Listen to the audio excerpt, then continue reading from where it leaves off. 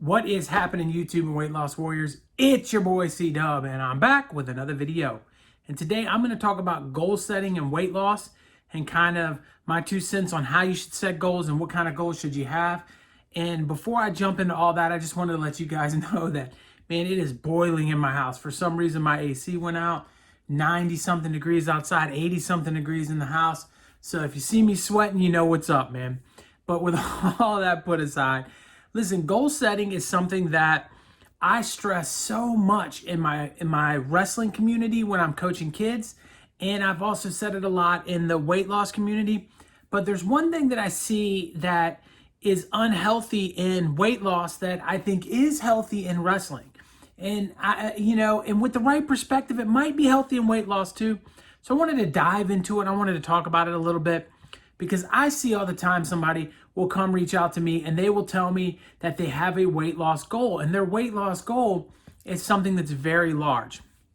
And so they'll say, hey, look, I'm looking to lose 125 pounds like you did, or 200 pounds, or 85 pounds, or whatever the case is. And they're throwing these big numbers out, and they have these really high goals. And then they have high weekly goals of 10 pounds a week and 8 pounds a week and all of these things that are just way, way high. And, on one side, I get it. On the other side, it's kind of like, and I get it from the wrestling angle. Like when I've coached wrestling, I tell all my kids, if you don't want to be a state champion, if you don't want to be the best in Virginia right now, then what are we doing? That's a question you really got to ask yourself. You should be striving to be the best in Virginia. Now, is every kid I coach the best in Virginia? No. Do some of them fall way short of that? Yes. But if they're driving to be the best in Virginia and they end up just making it to states, but otherwise, had they not had the goal to be the best in Virginia, they wouldn't have even made it out of their district, then that makes a lot of sense. Aiming really high for a goal and coming up short and having success in your shortcomings, it's just an amazing thing to me. And I kind of think that's the way life should be. Aim for the stars, and if you land on the moon, that's okay. You made it to the moon, But in weight loss, I don't know if it's healthy to think, hey, look, 125 pounds or bust. Because what happens is you lose 75 pounds and you gain so much of your health back. You put yourself in a situation where you're feeling better, you're looking better, your blood work is better, you've increased your life expectancy, you've put yourself in this great situation, in this great spot. And then you turn around and start to say, well, I'm hitting a plateau. I'm starting to struggle. This isn't what I wanted it to be. I'm not getting to my 125-pound goal, so forget it. And you backslide and your weight goes back up and you put yourself in an unhealthy situation. So I think that we get so caught up in numbers and we get so caught up in how many pounds we've lost.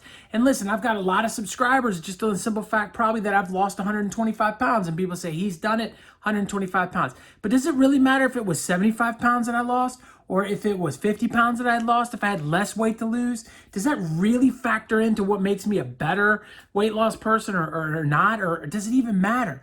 I think that we get so tied up in it that sometimes it messes with our psyche. And I think that those long-term goals shouldn't even be something you're worried about. And this is my advice to you. The advice is to get healthier, to take the weight loss word out of this and to really focus on getting ourselves healthier. Now that's going to come with weight loss, but don't put a number on it. And this is the reason why. When I started my journey, it was 312 pounds. And I remember saying to myself, well, when my son was 1, I had lost 80-ish pounds and I'd gotten down to about 230. And I looked back at pictures of me at 230 and I felt like, wow, I was really doing well. Now this is after I'd regained it all back and I had, done that. I looked there and I said, you were there. People, when I walked around, I didn't feel like people were judging me or felt that I was overweight or any of those things. I felt okay at 230. And I remember thinking to myself, if I could get to 230 again, when I started intermittent fasting and live my life at 230, I was going to be healthier, I was going to be happier, I was going to feel better, and it was going to be all gravy. And I surpassed 230, and it went to 200, and then it went to 190, and then it went to 185. So the weight kept going down, and then it settled in and just stopped. And I didn't have a goal of 125 pounds. 125 pounds is where my body told me it feels comfortable being right now. And I know that may seem cliche, but that's the way that it is. And so maintaining it's so much easier because that's where it wanted to settle. That's where it wanted to be. And so sometimes you get into those situations where your body settles and you're not satisfied. If you can push it and push it, push it, your body will reset its set point and let you start losing again and set your set point somewhere else. And then you can lose down to there and decide there. But putting a number on it in the beginning sets you up for failure. If I would have said, think about it, if I would have said 130 pounds and then I could not break this 125 pound mark and I was stuck and I was fighting and I was fighting and I was fighting, not looking at the success of the 125 pounds that I've lost, but getting held up on the 5 that I still have to lose, that could have been catastrophic for my psyche. And then the other part of this is the one thing that gets on my nerves more on this channel than anybody else and trying to help people and reaching out to them. This is the thing that makes me want to pull the little bit of hair I have left out. And it's the fact that we set short-term goals that are way unrealistic. I can't tell you how many people I've spoke to that tell me, well, my first week I lost 10 pounds and then I lost 8 and I lost 8 and I lost 8 and then I lost 2 and now I'm only losing a pound a week and this is so bad, boo-hoo, boo-hoo. And I want to reach through the camera and shake them and say, listen to me. 10 pounds is a joke. You didn't lose 10 pounds. You were so overweight and you had so much water weight on you and you had so many other things going and your calorie content was so ridiculously high that when you cut back down to normal, your body flushed out a lot of nonsense that it was holding on to and started to get you on the track to be healthier. And the first few weeks, it's going to do that. Then it's going to slow down. And the cliche thing that a doctor says you should lose 2 pounds a week, the reason behind that is because of the calories and the energy and everything else. It's there. And is it 2 pounds? I don't know if it's 1 pound or 2 pounds or 3 pounds. Maybe for somebody it's 4 pounds. I do know the bigger you are, the higher those numbers are going to be. And as you get closer to your goal weight, those numbers are going to come dramatically down. And there might be a time where you're only losing a half a pound a week. And you should be happy about the half a pound. You should be happy about each small victory along the way. This is not a war of speed. It's a war of taking your time, working through it, and the person that can persevere the longest is going to come out successful in this, not the person that did it quickly.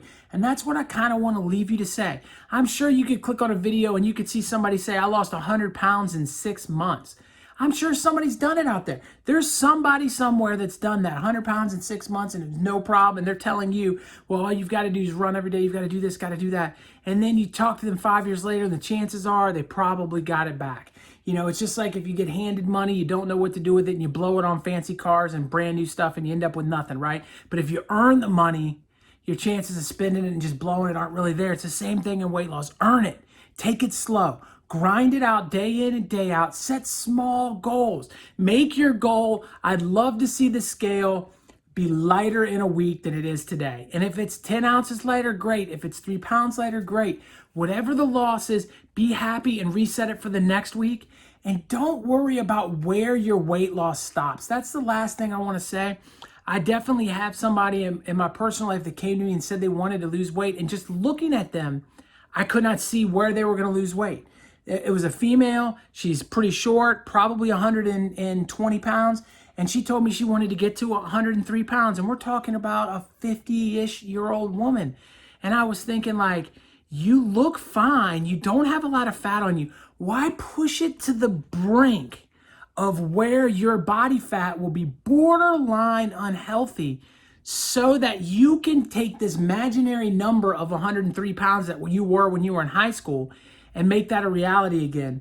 When in reality, what you should do is worry about getting healthy. Add some intermittent fasting in, increase your activity. Maybe your weight goes from 120 to 117, and that's where your body settles, and you're perfectly fine there and healthier and happy and ready to go, than to put a number on it where we don't even really know what you're going to look like or feel like when you get to that number. This just isn't the best way to do it. So I don't care if you're morbidly obese and you've got a ton of weight to lose, or if you just have a few pounds to lose. No matter which way it is, take your time with it, set small goals, and I think at the end of the day, you're going to turn out to be a healthier person because of that. I wanted to reach out to you guys real quick and tell you that if you made it this far and you haven't subscribed, come on and subscribe to this channel. It is so important that you subscribe to the channel, because what it's going to do is it's going to allow me to help you. But even more epic than that is YouTube's going to see that as a reason to put my face in front of more people, and maybe I can help somebody that hasn't found my channel. So all it takes is you clicking that subscribe button to maybe help me reach somebody else and help them on their weight loss journey, and that would mean everything to me. So as you guys can imagine, right here is a video that I know you're going to love. Right here, YouTube thinks you're going to love that one. Pick one of them right after you click on my face and subscribe to this channel. I appreciate each and every one of you. Peace.